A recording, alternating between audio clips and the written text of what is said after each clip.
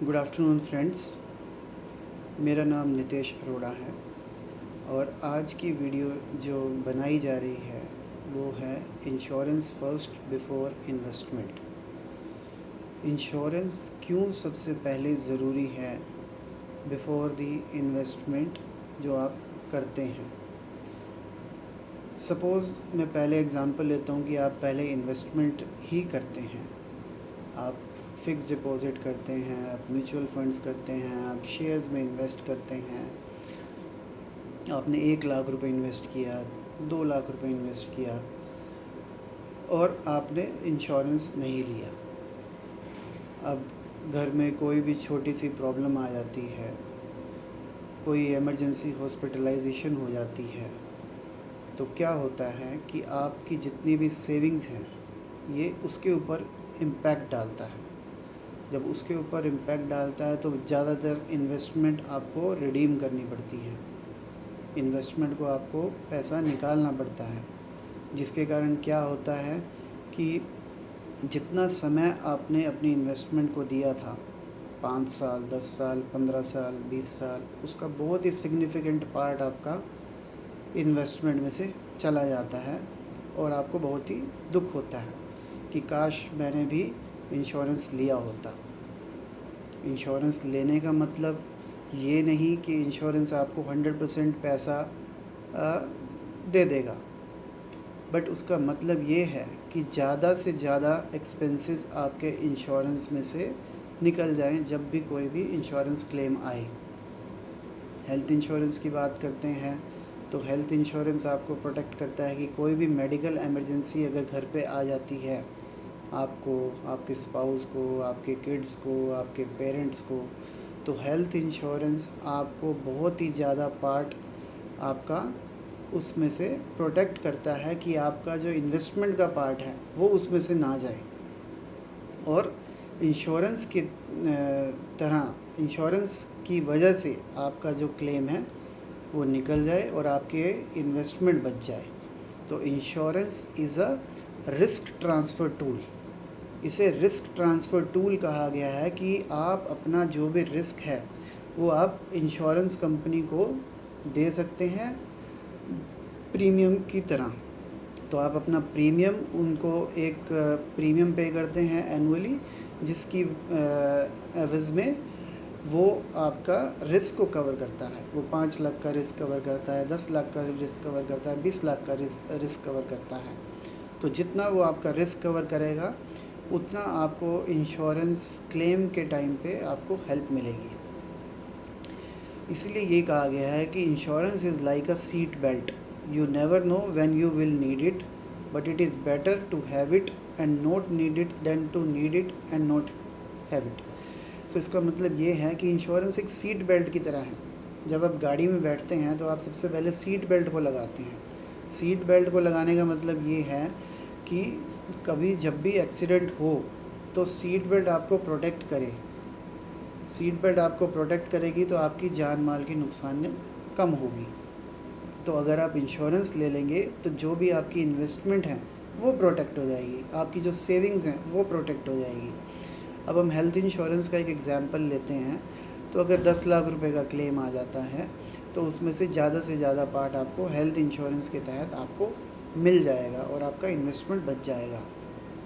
Property insurance की बात करें तो आप पूरी ज़िंदगी एक प्रॉपर्टी को लेने में आप ईएमआईज़ पे कर करके उस प्रॉपर्टी को कंस्ट्रक्ट करते हो, उसमें रहते हो, बैंक को लोन का पैसा देते हो, लेकिन आप उस प्रॉपर्टी को प्रोटेक्ट करना भूल जाते हो। आप ये सोचते हो कि इस प्रॉपर्टी को क्या ही होगा। लेकिन जब हम अपने ऑफिस में काम करते हैं तब हम बहुत ही लॉजिकल डिसीजंस लेते हैं, लेकिन जब बात आ जाती है पर्सनल की तो वहाँ पे इमोशंस आगे आ जाते हैं। जब इमोशंस आगे आ जाते हैं तो हम सोचते हैं कि ये सब चीज़ें तो बाकी लोगों के लिए है। आप देखते हैं इंसिडेंट्स डेली होते हैं, ईयरली होते हैं, कहीं फ्लड इंसिडेंट्स हैं, कहीं फायर इंसिडेंट्स हैं, कहीं अर्थक्वेक इंसिडेंट्स हैं। आप सोचते हैं ये सब तो बाकी लोगों को ही होगा, मुझे तो कुछ नहीं होगा।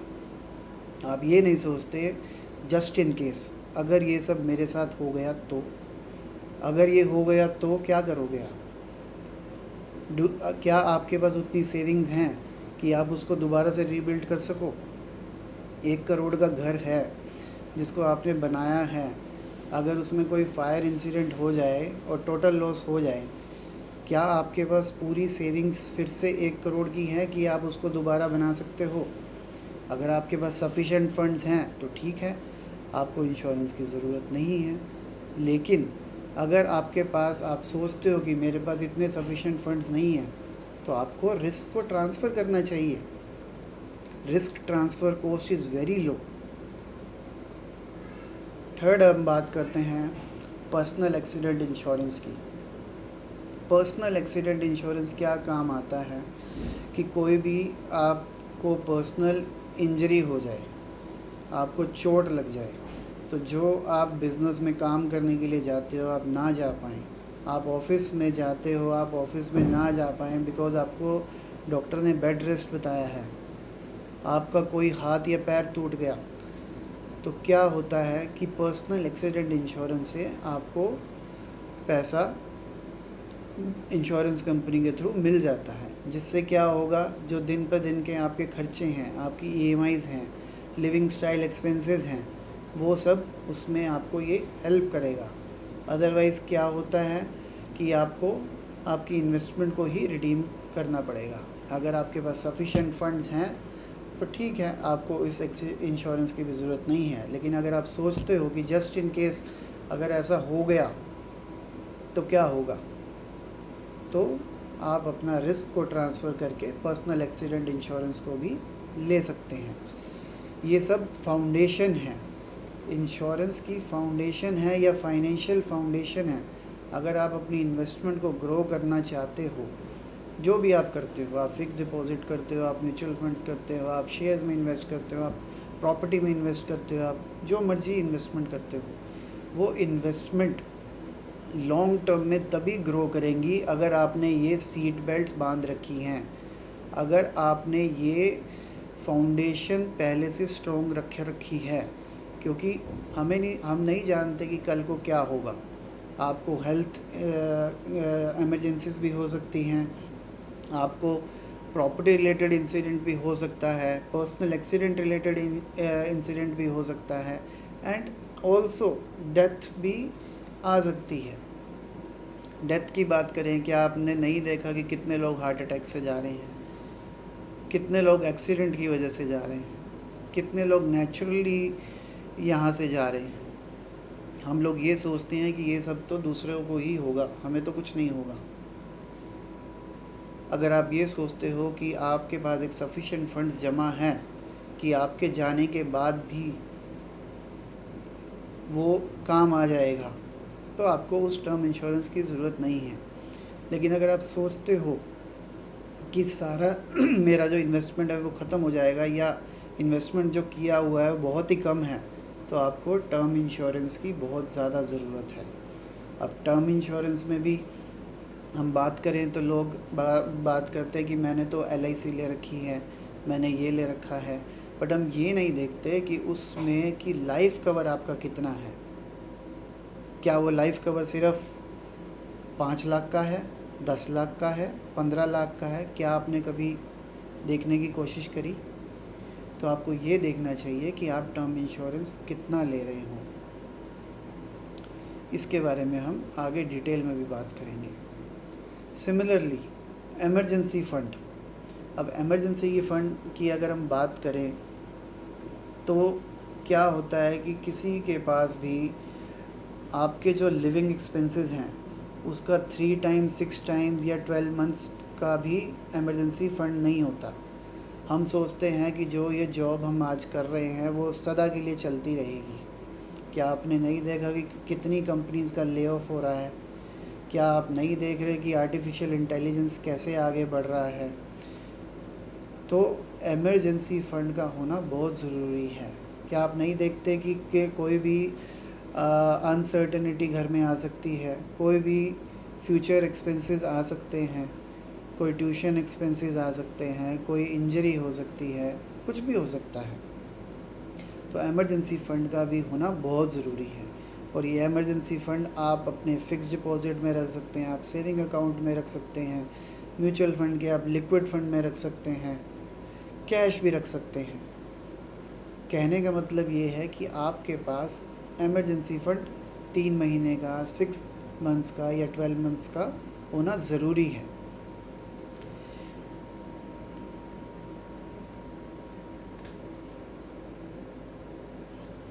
एक रीसेंट एग्ज़ाम्पल हुआ है जिसको मैंने कोट करने की कोशिश की है कि क्यों एक separate retail health insurance policy होना ज़रूरी है। अब देखा गया है कि कई लोग बोलते हैं कि मैंने ऑफिस से ही मेरे को कॉर्पोरेट हेल्थ इंश्योरेंस मिला है और वो बहुत सफिशेंट है, मेरी जॉब बहुत स्टेबल है, मुझे क्या ही होगा। अभी आप देखेंगे कि ओरेकल ने कितने लोगों का ले ऑफ किया है। और एक मैं लिंक्डइन में पोस्ट पढ़ रहा था तो उसका ही मैं आपको एक स्नैपशॉट दिखाना चाह रहा हूँ। मैंने नेम मेंशन नहीं किया है, लेकिन जस्ट फॉर अंडरस्टैंडिंग, समझने के लिए कि क्या कल को हो सकता है। देखिए क्या लिखा है इसमें। This showed up on my feed today and I have not been able to stop thinking about it. 20 years of loyalty, not even a phone call to end it। 20 साल उस एम्प्लॉय ने ओरेकल में काम किया और एक phone call भी नहीं दिया गया जॉब को ख़त्म करने के लिए। एक ईमेल के द्वारा ही बता दिया गया है कि हमने ले ऑफ कर दिया है। सो वो क्या कह रहे हैं इसमें, I am not here to debate whether the company was right or wrong. Layoff happen and that is the reality, but what breaks my heart is the part about no health insurance because that was avoidable। ये कहना चाह रहे हैं कि हमने कोई retail health insurance policy नहीं लिया क्योंकि हम इसे अवॉइड कर सकते हैं। We spend decades building careers but almost no time building a financial safety net outside of our jobs। हम पूरे 10-10 साल लगा देते हैं करियर में, 20-20 साल लगा देते हैं करियर को बनाने में, लेकिन एक फाइनेंशियल सेफ्टी नेट बनाने में हम बिल्कुल भी ध्यान नहीं देते हैं outside of our jobs. And then when the job disappears overnight, और जब एक जॉब आपकी चली जाती है तो पूरा सिस्टम कोलैप्स हो जाता है। A few things I really wish more people would do while things are still going well। Get a personal health insurance policy। Don't depend only on your employer's group cover। The day you leave or get asked to leave, that cover leaves with you। जिस दिन आपने वो job छोड़ी या company ने आपको बोल दिया कि आपकी जॉब चली गई है, उसी दिन से आपकी जो कॉर्पोरेट हेल्थ इंश्योरेंस पॉलिसी है ख़त्म हो जाती है। और जब आपको उस हेल्थ इंश्योरेंस की ज़रूरत होती है उस दिन आपको हेल्थ इंश्योरेंस मिलती भी नहीं है, क्योंकि insurance is given for the unknown risk. लेकिन जब रिस्क उस जगह सर्टेन होता है, वो रिस्क सपोज़ आपको कोई बीमारी डिटेक्ट हो गई है, तो insurance company is very reluctant to give you that cover. देखिए आगे क्या बोलते हैं। Build an emergency fund that can carry you for at least 6 months, not invested in market, liquid and accessible। ये बता रहे हैं कि आपको 6 महीने का इमरजेंसी फ़ंड कम से कम अपने पास रखना चाहिए और वो लिक्विड होना चाहिए, कैश की फॉर्म में, एफडी की फॉर्म में, लिक्विड फंड की फॉर्म में, किसी भी फॉर्म में। Start understanding your money beyond your salary account and PF. There are instruments that can protect you, grow your wealth and give your choices when life throws something unexpected at you। Financial planning is not a rich person hobby, it is a difference between setback and a crisis। If you are reading this and you don't have a personal health policy or an emergency fund, today is the day to fix that, not tomorrow, today। So ये बोल रहे हैं कि आज ही आप अपनी personal health insurance policy लीजिए। और फिर से ये स्नैपशॉट में दिखाया गया है कि after 20 years and 2 years before the retirement, my dad just got laid off by the email. My dad has work for Oracle for 20 years, work hard for the same boss for 20 years, not even a phone call. These companies are evil. What is he supposed to do for the next 2 years? Keep in mind, he has cancer and now has no health insurance policy. अब उन्हें cancer है और उनको कोई retail health insurance policy नहीं है. अब क्या होगा? उनको हेल्थ इंश्योरेंस रिटेल पॉलिसी मिलना भी मुश्किल होगा और उनकी इन्वेस्टमेंट भी बहुत ज़्यादा ख़त्म हो जाएगी. इसलिए separate retail health insurance policy होना बहुत ज़रूरी है. आप किधर से भी लीजिए, किसी भी एडवाइज़र से बात करके आप लीजिए, लेकिन होना बहुत ज़रूरी है. ये एक और एग्ज़ाम्पल दिखाया गया है कि insurance is like a seat belt, you never know when you will need it. जिन्होंने इस बात को इग्नोर किया और बाद में उन्हें प्रॉब्लम हो गई. यहाँ पे एक एग्ज़ाम्पल के थ्रू दिखाया गया है कि एक मेजर मेडिकल इमरजेंसी होती है 10 लाख की. 2 लोग हैं, एक है राहुल और एक है समीर. समीर सिर्फ इन्वेस्टमेंट करता है, लेकिन राहुल इंश्योरेंस प्लस इन्वेस्टमेंट दोनों करते हैं. समीर के केस में क्या होता है कि जब 10 लाख का क्लेम आता है तो वो अपनी इन्वेस्टमेंट उसको रिडीम करनी पड़ती है 3 लाख रुपए की, और 7 लाख रुपए का उसे लोन लेना पड़ता है और उसका सिस्टम कोलैप्स हो जाता है. और राहुल जो इंश्योरेंस प्लस इन्वेस्टमेंट दोनों करता है तो उसकी इन्वेस्टमेंट में कोई फ़र्क नहीं पड़ता है और इंश्योरेंस से उसका क्लेम आराम से निकल जाता है. अब बात करते हैं लाइफ इंश्योरेंस की. तो लाइफ इंश्योरेंस हमेशा हमें ये देखना चाहिए कि आज आप जितना भी अर्न कर रहे हो उसका कम से कम 10 to 20 टाइम्स तो आपको लाइफ इंश्योरेंस लेना चाहिए, ताकि कल को अगर आप ना रहें तो आपकी फैमिली सरवाइव कर सके उस पैसे से. क्योंकि अगर आप देखेंगे कि कितने आपके डेली के महीने के खर्चे हैं, लोन्स के, EMIs के, किड्स के, डिपेंडेंट्स के, तो आपको टर्म इंश्योरेंस लेना बहुत ज़रूरी है. तो इसमें कुछ मिथ्स भी देखे गए हैं कि लोग इसको एक टैक्स सेविंग प्रोडक्ट की तरह देखते हैं. ये देखते हैं मैं 5 लाख रुपए दे रहा हूँ, मुझे 15 लाख मिल जाएं मैच्योरिटी पे, 15 लाख मिल जाएं, 20 लाख मिल जाएं, लेकिन पर्पस डिफीट हो जाता है. आपका जो लाइफ इंश्योरेंस होना चाहिए वो सिर्फ एक डेथ कवर के लिए होना चाहिए और उसमें ज़्यादा से ज़्यादा रकम आपके नॉमिनी को उसमें मिलनी चाहिए.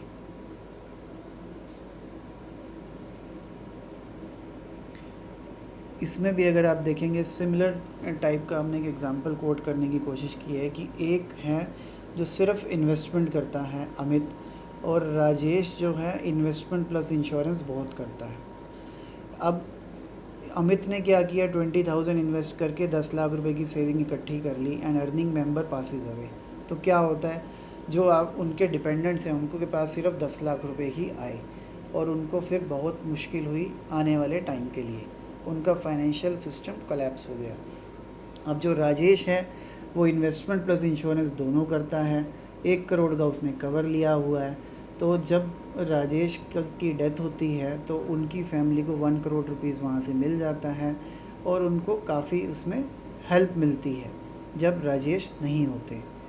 तो इसलिए दोनों चीज़ें ज़रूरी हैं, लेकिन सबसे पहले आपको इंश्योरेंस लेना ज़रूरी है ताकि आपकी प्रोटेक्शन रहे. अब ये जो एग्ज़ाम्पल है ये प्रॉपर्टी इंश्योरेंस के पर्सपेक्टिव से लिया गया है. कोई एक होम इंश्योरेंस लेता है और कोई नहीं लेता है. जो होम इंश्योरेंस लेता है उसको इंश्योरेंस में बेनिफिट मिल जाता है जब क्लेम होता है, और जो नहीं लेता है जैसे अनिल है वो नहीं लेता है तो उसका सिस्टम कोलैप्स हो जाता है. उसे लोन लेना पड़ेगा या उसे अपना सेविंग्स में से सारा पैसा खर्च करके उसे रीबिल्ड करवाना पड़ेगा. तो ये सब सीट बेल्ट्स हैं, आपको ध्यान रखना पड़ेगा कि ये सब इंश्योरेंसेस बहुत ज़रूरी हैं.